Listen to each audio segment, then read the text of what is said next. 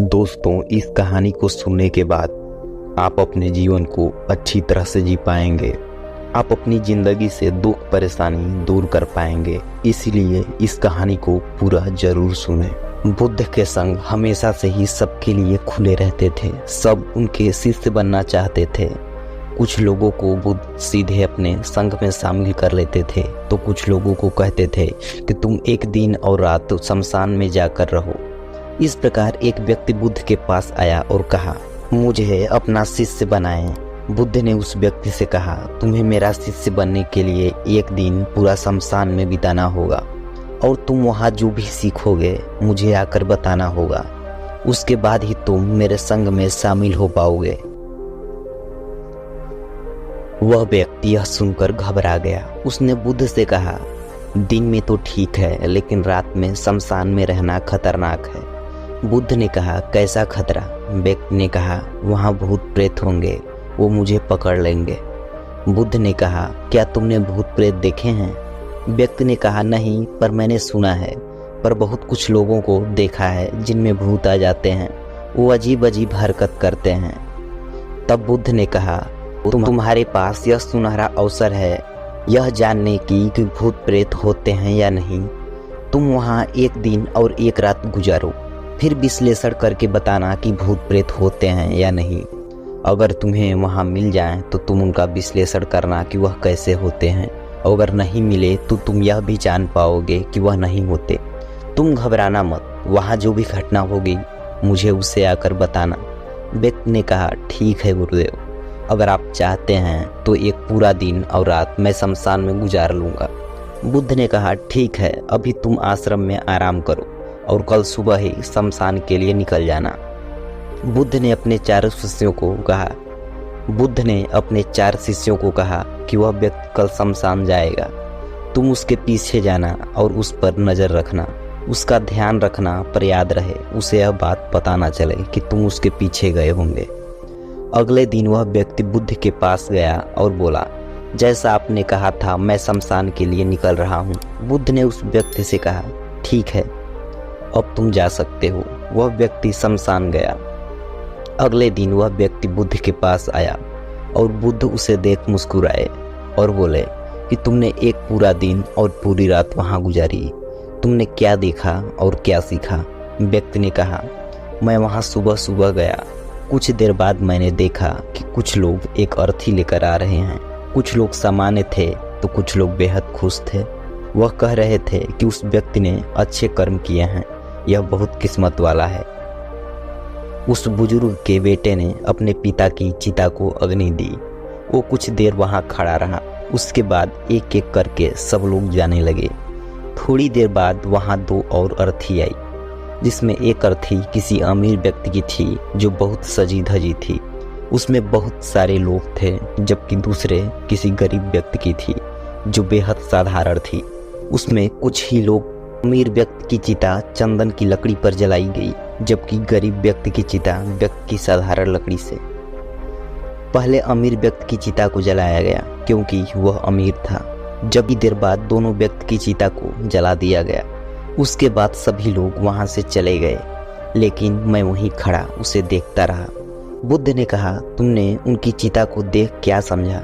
व्यक्ति ने कहा, बुद्ध, दोनों की चिता समान थी।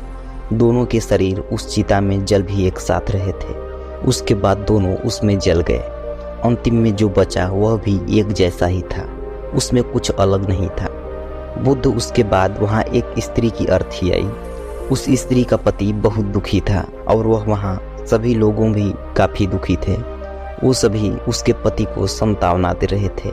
बुद्ध, उसमें मैंने देखा बहुत लोग काफ़ी ज्ञानी थे। उस आदमी को ज्ञान की बातें बता रहे थे। एक दिन सबको आना ही है और एक दिन सबको जाना है।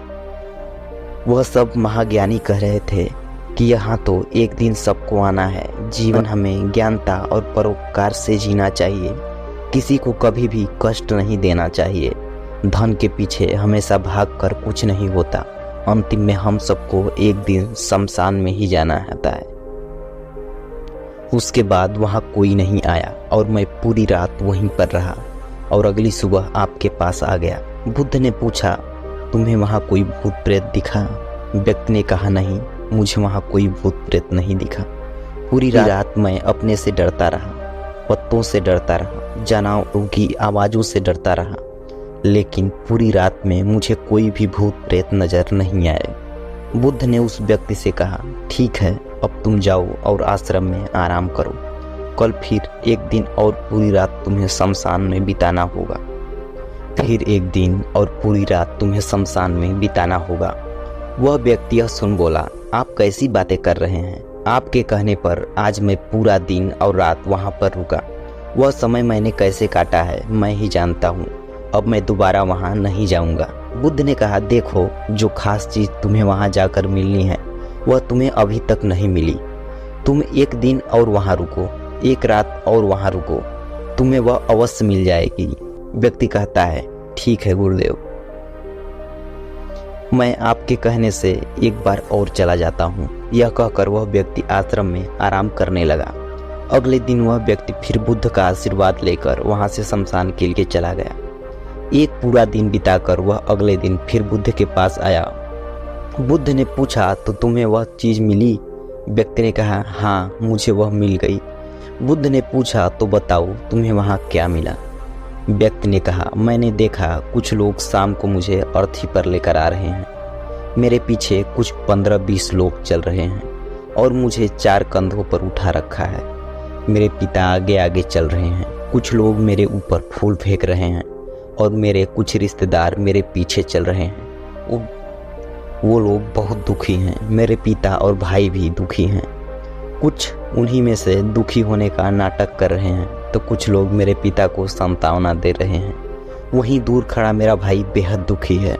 कुछ लोग उसे सांत्वना देकर बोल रहे हैं कि तुम ही अब सबके इकलौते वारिस हो, तो कुछ लोग कह रहे हैं यह गलत हुआ। वह लड़का तो अभी जवान था, अभी तो उसने कुछ देखा भी नहीं था और उसके साथ ऐसी घटना हो गई। तभी मुझे अर्थी पर लेटा दिया गया और सारा क्रियाकर्म किया जाने लगा।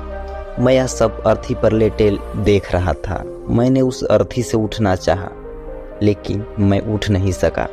मैं सांस लेना चाहता था, लेकिन सांस नहीं ले पा रहा था, क्योंकि मेरे अंदर सांस नहीं थी। मैं अपने पिता को गले लगाना चाहता था, लेकिन मैं उठ नहीं सकता था। मैं अपने भाई को गले लगाना चाहता था, लेकिन मैं उठ नहीं सकता था। उससे कहना चाहता था कि तुम माता पिता का ध्यान रखना, लेकिन मैं बस लेटा लेटा देख रहा था, कुछ कर नहीं सकता। उसके बाद मेरी चिता पर लकड़ियां सजाई जा रही थी। मेरा मुंह भी ढक दिया गया। मुझे अब उस चादर के पार कुछ दिखाई नहीं दे रहा था। फिर उसके बाद मुझे गर्मी महसूस होने लगी। फिर मैंने देखा कि मुझे जलाया जा रहा है। मेरे हाथ पैर जलने लगे, मेरी हड्डियां खाल सब जलने लगी। धीरे धीरे अग्नि और ज़्यादा बढ़ गई थी। मैं वहाँ से उठना चाहता था। मेरा दम घुट रहा था। मैं सांस लेना चाहता था, लेकिन मैं ऐसा कुछ नहीं कर पा रहा था। मैं उस अग्नि में पूरी तरह खो गया। मैं पूरी रात खुद को ऐसे ही जलता देखता रहा।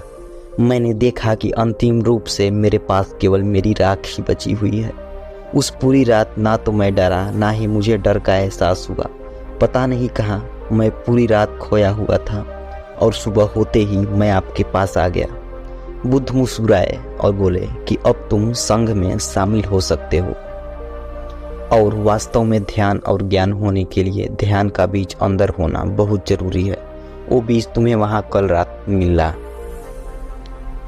मिला जब तुमने जाना कि वहाँ सब कुछ नश्वर है। इस दुनिया में सभी व्यक्ति शमशान में जाने के बाद यह तो देख लेते हैं कि सभी को वहाँ जाना है, लेकिन जैसे ही वहाँ से बाहर निकलते हैं वह यह सब भूल जाते हैं और फिर अपनी ज़िंदगी वैसे ही जीते हैं, वैसे ही कर्म करते हैं, वैसे ही अधर्म करते हैं, वैसे ही लालच करते हैं और वैसे ही क्रूरता दिखाते हैं।